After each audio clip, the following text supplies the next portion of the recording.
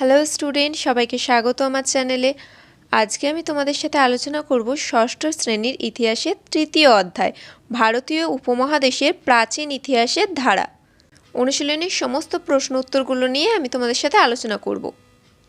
ভিডিওটি শুরু করার আগে সবাই চটপট চ্যানেলটিকে সাবস্ক্রাইব করে ফেলো। চলো, প্রথম প্রশ্ন বলেছে বেমানান শব্দটি খুঁজে বের করো। তামা, কাঁসা, পাথর, লোহা। এখানে বেমানান কোনটা হবে?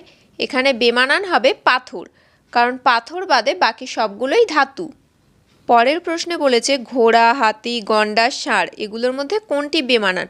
সঠিক উত্তর হবে ঘোড়া, কারণ হরপ্পা সভ্যতায় ঘোড়ার ব্যবহারের উল্লেখ পাওয়া যায়নি। তারপরের প্রশ্নে বলেছে কালীবঙ্গান, মেহেরগড়, বানওয়ালি, ঢোলাবিরা এগুলোর মধ্যে কোনটা বেমানান? মেহেরগড়, কারণ মেহেরগড় একটা সভ্যতা আর বাকি সবগুলোই হচ্ছে হরপ্পা সভ্যতার কেন্দ্র। দুইয়ের প্রশ্নে বলেছে নিচের বাক্যগুলির কোনটি ঠিক কোনটি ভুল লেখো। 2-1 লিপির ব্যবহার সভ্যতার একটি বৈশিষ্ট্য। এটা ঠিক। মেহেরগড় সভ্যতা আবিষ্কার করেন দয়ারাম সাহানি। এটা কি হবে? এটা হবে ভুল। হরপ্পা সভ্যতা প্রাক ঐতিহাসিক যুগের সভ্যতা। এটা হবে ঠিক। হরপ্পার মানুষ লিখতে জানতেন। এটাও হবে ঠিক। 3-এর প্রশ্নে বলেছে সঠিক শব্দ বেছে নিয়ে শূন্যস্থান পূরণ করো। 3-1 হরপ্পা সভ্যতার ঘরবাড়িগুলি তৈরি হতো পাথর দিয়ে, পোড়া ইট দিয়ে না কাঠ দিয়ে? সঠিক উত্তর হবে পোড়া ইট দিয়ে। 3-2 প্রশ্ন হরপ্পা সভ্যতা ছিল পাথরের যুগের, লোহার যুগের নাকি তামা ও ব্রোঞ্জ যুগের সভ্যতা? সঠিক উত্তর কি হবে? সঠিক উত্তর হবে তামা ও ব্রোঞ্জ যুগের সভ্যতা। 3-3 ভারতীয় উপমহাদেশে হরপ্পাতেই প্রথম নগর নাকি প্রথম গ্রাম নাকি দ্বিতীয় নগর দেখা গিয়েছিল? সঠিক উত্তর হবে প্রথম নগর দেখা গিয়েছিল। 4-এর প্রশ্নে বলেছে নিজের ভাষায় ভেবে লেখো। 4-1 তোমার জানা কোনো একটি শহরের সঙ্গে হরপ্পা সভ্যতার শহরের মিল অমিল খুঁজে বার করো।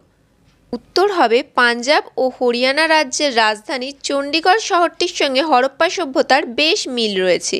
চণ্ডীগড় একটি পরিকল্পিত শহর। শহরের একদিকে বহুতল বাড়ি ও ছোট বাড়ি দেখা যায়। রাস্তাঘাট বাঁধানো, চওড়া, ঢাকা নর্দমা, সুইমিং পুলও রয়েছে। আর যে অমিলগুলো চোখে পড়ে সেগুলো কি? তা হলো পুরো শহর আলোকিত, চারিদিকে বিভিন্ন হোটেল, রিসর্ট, প্রবল ভিড়, বিশাল উঁচু বাড়ি, আবার কোনোটা নিচু, নানা ধরনের গাড়ি রাখার স্থান ইত্যাদি। 4-2 প্রশ্নে বলেছে সিন্ধু নদীর তীরে হরপ্পা সভ্যতার শহরগুলো কেন গড়ে উঠেছিল বলে তোমার মনে হয়? উত্তর হবে সিন্ধু নদকে কেন্দ্র করেই এই সভ্যতা গড়ে উঠেছিল। নদী তীরবর্তী জমি ছিল উর্বর, সেখানে জলসেচের সুবিধা পাওয়া যেত, তাই চাষের কাজে সুবিধা পেতে সিন্ধুবাসীরা নদী তীরেই বসবাস করত। হরপ্পাবাসীরা নদীপথ ধরেই বাণিজ্য ও নানা কারণে দেশের ভিতরে ও বাইরে বিভিন্ন অঞ্চলে যেত। এইসব সুবিধার জন্যই তারা সিন্ধু নদীর তীরে বসবাস করে এবং শহরগুলি গড়ে তোলে। 3-এর প্রশ্নে বলা হয়েছে হরপ্পা সভ্যতায় কী ধরনের ঘরবাড়ি পাওয়া গেছে, সেগুলিতে কারা থাকতেন বলে তোমার মনে হয়? উত্তর হবে হরপ্পা সভ্যতা নগর কেন্দ্রিক। এখানে পোড়া মাটির একতলা, দোতলা ও বহুতল বিশিষ্ট বাড়ি রয়েছে। রাস্তার দুই পাশে সারিবদ্ধভাবে বাড়িগুলো গড়ে উঠেছে। একদিকে বহুতল, অপরদিকে ছোট ছোট বাসগৃহ।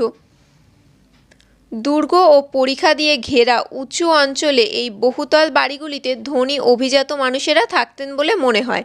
আর ছোট বাড়িগুলো দেখে মনে হয় সেগুলোতে শ্রমিক, কারিগর, সাধারণ গরিব মানুষেরা বসবাস করতেন। 4-এর প্রশ্নে বলা হয়েছে তোমার কি মনে হয় হরপ্পা সভ্যতার মানুষ স্বাস্থ্য ও পরিষ্কার পরিচ্ছন্নতা সম্পর্কে সচেতন ছিলেন? তোমার স্থানীয় অঞ্চলে স্বাস্থ্য ও পরিচ্ছন্নতা বজায় রাখতে হরপ্পার মানুষের থেকে কোন কোন বিষয় তুমি শিখবে?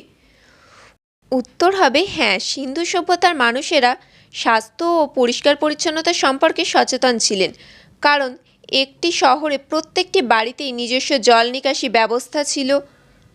প্রত্যেকটি বাড়ি থেকে ছোট নালা বড় রাস্তার নর্দমাতে গিয়ে পড়ত। এর থেকে মনে হয় নগরগুলো সাধারণভাবে পরিষ্কার ছিল। হরপ্পা সভ্যতার নগর জীবনের একটি গুরুত্বপূর্ণ দিক ছিল শৌচালয় আর স্নানাগার। বর্তমানে আমাদের অভিজ্ঞতা বড়ই করুণ।